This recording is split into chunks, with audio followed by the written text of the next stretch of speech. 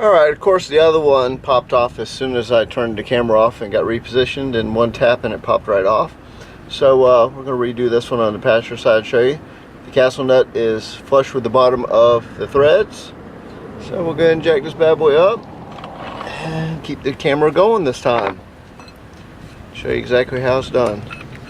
Simple and easy way to get your tie rod end off when it's being stubborn. And of course, you know, you can put the fork in there, but when you put the fork in there, now if you use a fork to get it off, when you put the fork in right here, it'll tear up your boot.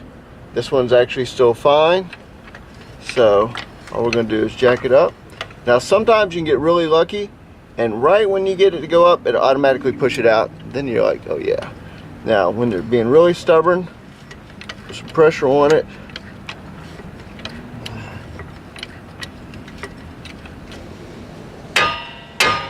And just like that, hop right up. That's all you gotta do. It's just that simple.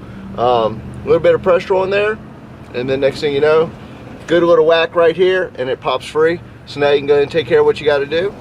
So as you see, just as something as simple as that can save you a whole bunch of time and frustration, and gets it out just that easy. You don't have to use the fork in there. Saves the threads from having to beat on it. Sometimes when you're beating on it with a hammer, you'll mushroom the threads and it's a pain in the butt. This right here usually doesn't do that at all. It pops out before it ever does any damage. So at that point, we'll loosen this up and we're good to go. So I hope you guys enjoyed it. I'll catch you on the next one. 11:59 videos out. All done.